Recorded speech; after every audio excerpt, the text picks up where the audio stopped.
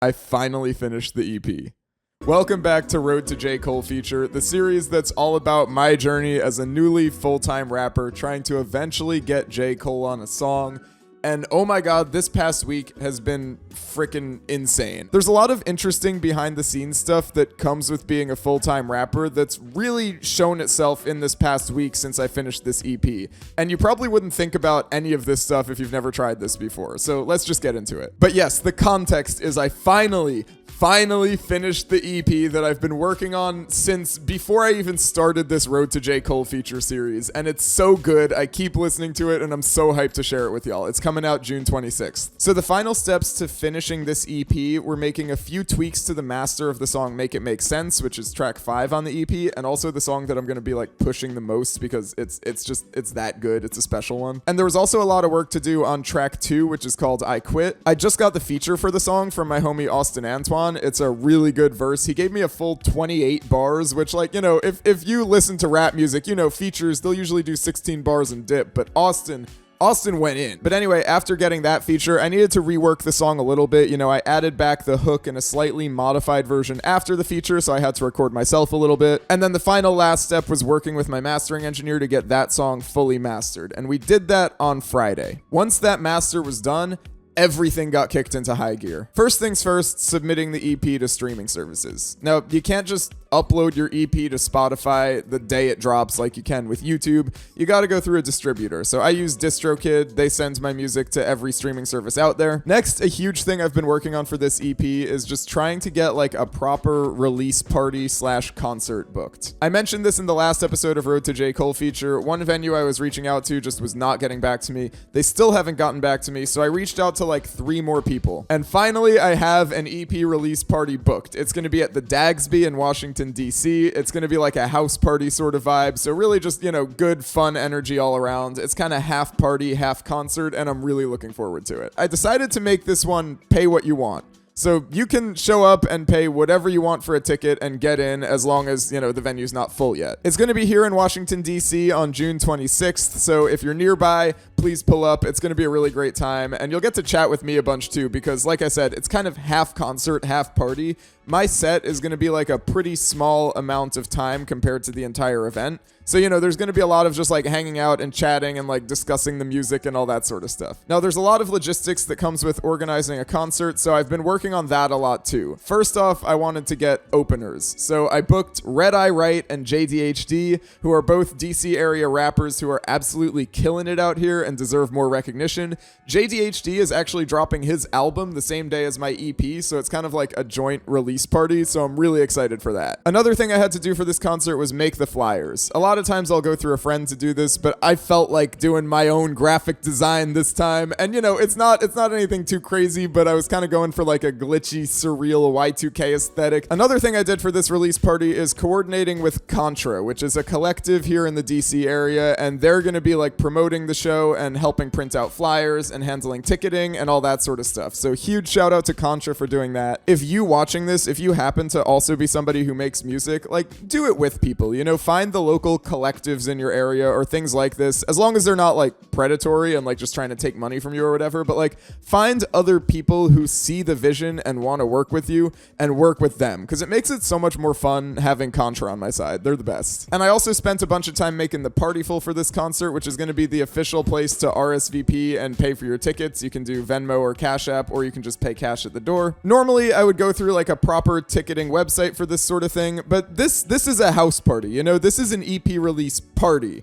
There's a concert too, but it's a party. So I really wanted to use Partyful for it to like get that vibe across. It's like, it's a nice little intimate thing. I'm very excited for it. Even more logistics for this concert and just for the EP in general is merch. So the first thing I really want to nail down for the EP merch is CDs. You know, if you know me, you know I've done CDs for my past 2 albums and I love it. I love the physical media. I love that vibe so much. It's really fun. Now for a CD, you need a front cover, a back cover, and an insert, which is a lot of art. So, I made the front cover a while ago, which, I think I kind of showed earlier in the flyer, but like, here's the official cover for the EP. Take a look. It looks pretty cool. I love it. But as a procrastinator, I did not make the back cover until the masters were all fully done. I totally should have done this a while ago, but I went to a park on like Saturday or something and made the back cover, which is just like a photo of me standing out like free in nature because I finally quit my day job. It's just good, fun energy, And then I also spent a bunch of time doing some graphic design for the insert. It's got the names of the songs and then also when they were written and who produced them, which is kind of some fun little trivia about each song. And then after getting all that sorted out, I ordered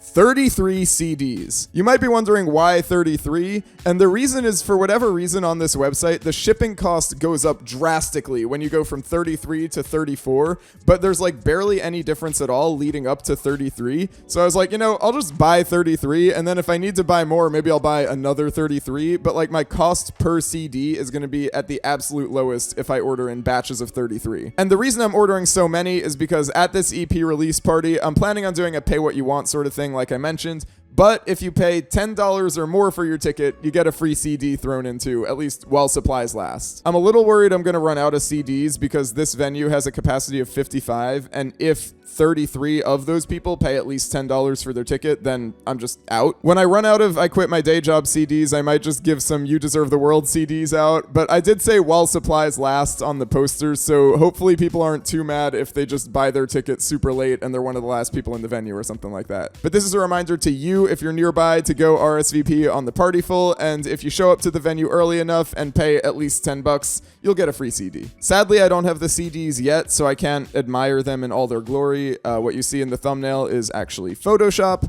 but that's life. Now let's talk a little bit about the promo side of this EP, which is really going to be kicking into high gear this week and next week and the week after, and then for the rest of time. First off, I was on the radio. I'm doing a little bit of a radio run. I was on this show called The Program, hosted by Tyler on Demand, who's somebody I've met at local open mic nights. So, once again, I hammer this home in every video, but become part of your local music scene, because you get really cool opportunities like this. We did a 20 to 25 minute interview, and then I performed 4 songs, which was just really fun. I've never performed on the radio before, so that was just a really cool time. I also have another little radio gig booked near the end of the month. I think it's right before my EP comes out, which is going to be like some more great promo for the EP and for the release party, so I'm excited for that. And beyond the radio, I'm also doing a show on June 14th at the Pocket in Washington, D.C. That's a Sunday. Tickets are on sale now. It's featuring my friends Yansene, Michi, and Avenge Me.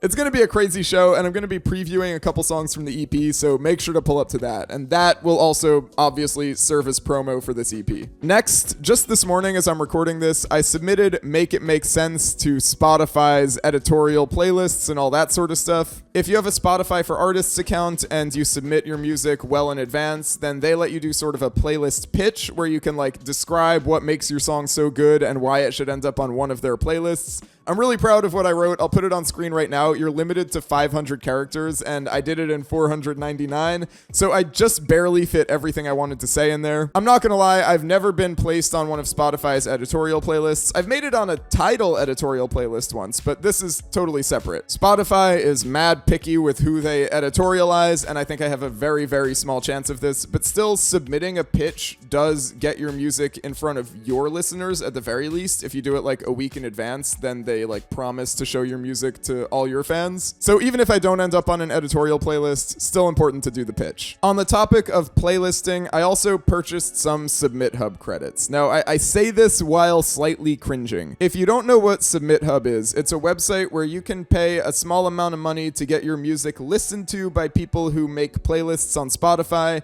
and then if they like it, they'll put your song on their playlist. There are a lot of scams in the music world that sound very similar to this, so be careful, but I have used Submit Hub before for previous albums, and it's been fine. The main downside I found with Submit Hub is that while your songs will probably get some more streams, those people streaming your songs are kind of more passive listeners because they're just listening on some random curated playlist. They're not necessarily going to like go to your Instagram or like go to your concerts or come watch this YouTube video. But at the same time, having a good Spotify presence is a good thing, and like getting your numbers up on Spotify will help the Spotify algorithm know to push it to even more people.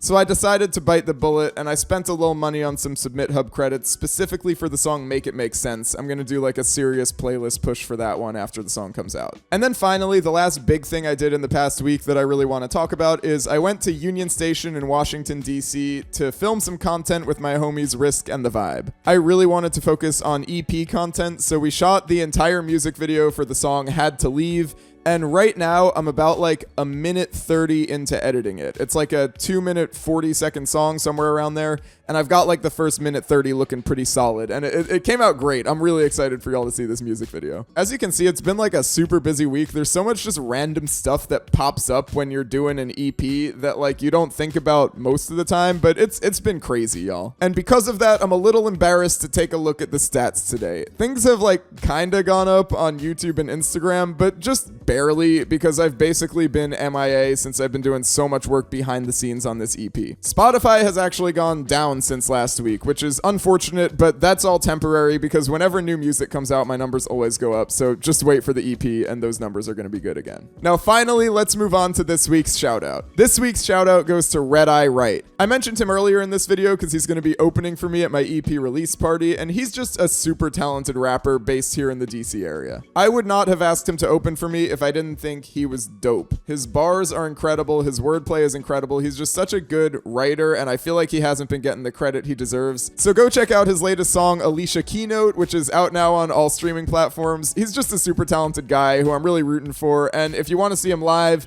make sure to come to my EP release party on the 26th too. Anyway, that's it for this episode of Road to J. Cole Feature. I've been loving the process a little bit more than usual lately. It's just been so much fun. Thanks for watching, and I'll see you in the next video.